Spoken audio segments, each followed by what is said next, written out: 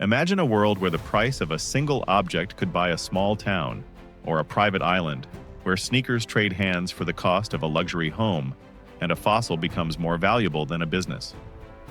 Luxury is usually about comfort, but at the very top of the market, it becomes something stranger. A story auctioned for millions. Tonight, Golden Label takes you on a climb through record-breaking purchases, a parade of the rare, the iconic, and the absurdly expensive. These are not just goods, they are cultural trophies. Each one is a headline. Each one is a symbol of taste, of history, of scarcity. So absolute it turns a thing into legend, from sneaker culture's most prized pair to a painting attributed to the greatest artist who ever lived. From a one-of-a-kind record to yachts that swallow skylines, we'll reveal the most expensive things money has ever bought.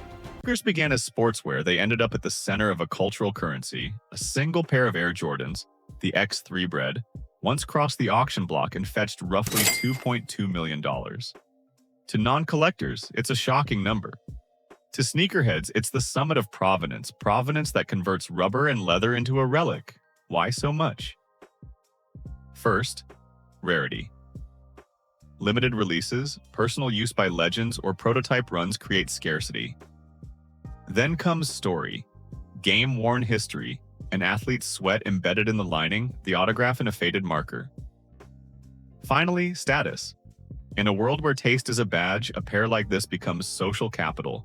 The scene at an auction for a pair like this feels cinematic. Camera lenses, hushed bids, the gavel moment, when the price turns from a number into a verdict. The sneakers are removed from their box like art, handled with gloves, placed under glass, illuminated to emphasize stitch lines and scuffs. To own them is to own a moment in sport and culture.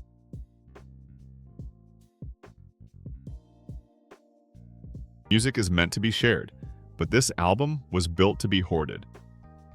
The Wu-Tang Clan's Once Upon a Time in Shaolin was released as a single solitary copy, a statement about value, scarcity, and art as collectible. It sold for roughly $4 million.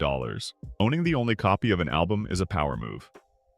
The music becomes less a public good and more a private artifact, a sonic sculpture. The sale exposed how scarcity can be engineered. The buyer doesn't just get tracks on a hard drive, they get exclusivity, control, and a story to tell. At dinner parties, the only place on earth where those songs exist in original form, picture the private listening.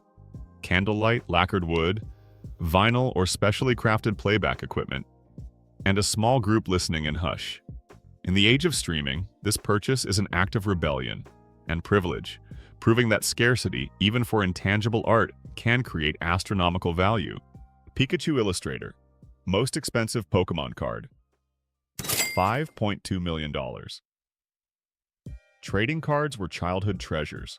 Now they're museum-grade investments. The Pikachu Illustrator card is one of the rarest Pokemon cards in existence, a fantasy intersection of pop culture and scarcity that sold for roughly $5.2 million. Its value isn't about the paper, it's about provenance and myth. Collectors treat rare cards like historical artifacts. A hand-drawn illustration, a tournament prize, or a misprint can transform a toy store relic into a seven-figure asset. The thrill is in the hunt. Who owned it before, how it survived decades of sticky-thumbed play, and the dramatic moment when it reappears in a graded case under a lamp. To film this segment, imagine a display case under museum light, the graded card's plastic glinting like a gem. The camera lingers on the art, that cheerful Pikachu line, and then drifts to a close-up of the label declaring its grade and price, childhood memory, sold to the highest bidder. Instruments hold more than sound. They hold the fingerprints of legend Kurt Cobain's Martin D18E guitar, an artifact of a cultural earthquake, sold for about $6 million. Owning this is like owning a piece of a generation's soundtrack, an object soaked in emotion, memory, and myth. A famous musician's instrument is a conduit to the moment. They created Scuff's map tour routes. Strings bear the tension of those chords that became anthems. The guitar becomes a relic of both intimacy and mass influence, simultaneously a private tool and a public icon. Cameras slow down on the worn wood grain, the repaired fretboard, the autograph on the pickguard. The auction room breathes as bidders on phones whisper, and a gavel seals the transfer. For fans, it's sacrilege. For collectors, it's the highest form of cultural acquisition. Most expensive license plate, $15 million.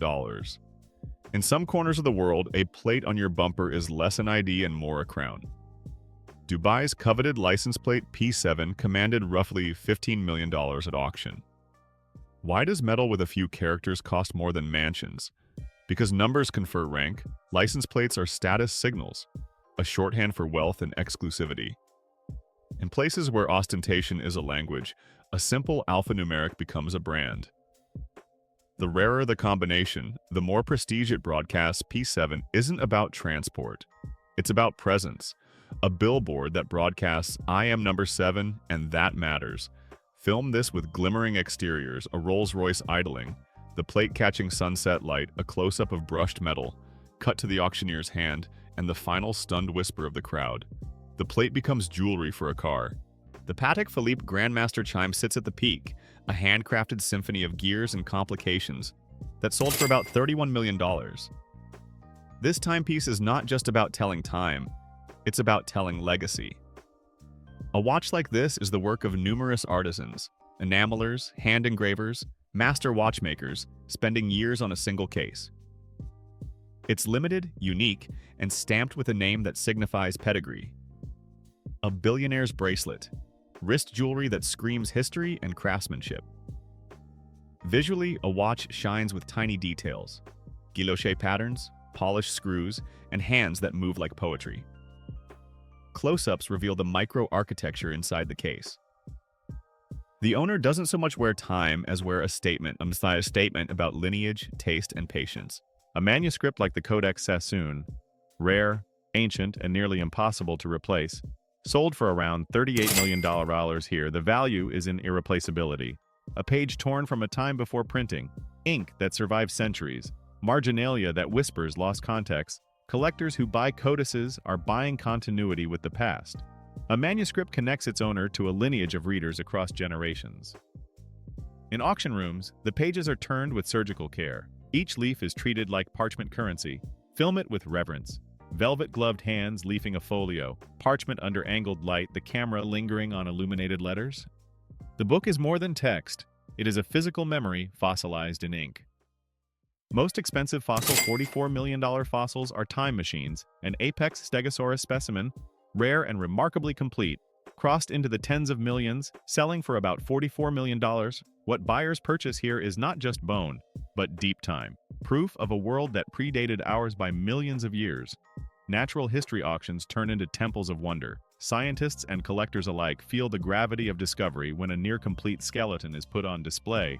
The price reflects rarity.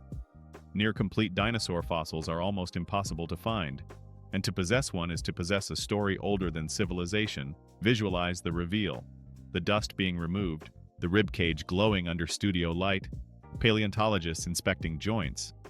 In that quiet hall, an entire chapter of Earth's history is handed from science to private guardianship, a controversial exchange about who owns the past. Most expensive car, $142 million.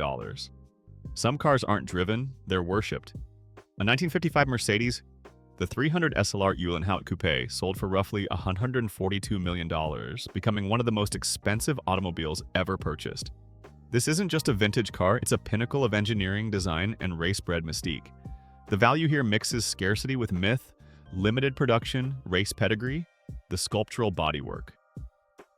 This car embodies a golden era of motoring. When it's driven, the sound is orchestral. When it stops, people gather. Ownership means stewardship of an icon, film it like a short film, engine starting in slow motion, chrome catching studio light, a pair of hands running along the fender, a shadowed showroom where it waits like royalty. The car is not a vehicle, it's a relic of speed and aspiration. At the summit of cultural price tags sits a painting attributed to the greatest artist in history, Salvator Mundi, associated with Leonardo da Vinci, sold for roughly $450 million. It is art as myth, authentication, and spectacle all at once. Paintings at this scale become more than color on canvas. They are contested histories, restoration projects, and global headlines. The provenance, the attribution debates, the whispers of royal collections. All these stories swirl around the canvas and inflate its value until money becomes only one part of the legend. Visually, the painting should be treated like scripture: gilded frames, slow reveal of the subject's eyes, close-ups on brushwork. Auction rooms hush as the hammer falls. The camera lingers on the expression, timeless and unreadable, as the price becomes a number that redefines what art can be worth. This is private travel expelled into spectacle. Oceans become playgrounds for floating palaces whose scale dwarf skylines. Yachts like Azam are not merely a mode of transport, they are sovereign spaces, mobile statements of ultimate wealth. Inside, these vessels house helipads, salons, master suites, and staff quarters that run like boutique hotels. Exterior lines are designed to slice through water with elegance. Interiors are curated by designers who treat every cabin like a suite in a five-star palace. The price tags reflect materials, engineering, crew, and the luxury of total privacy on the sea. Film the approach, dawn over a secret bay, the yacht's hull breaching the surf, cinematic cranes pulling wide shots that make it look like a moving island, cut to interior slow pans, marble, lacquer, dining rooms big enough for orchestras. For some, the ocean is a highway. For others, it is the stage for absolute excess.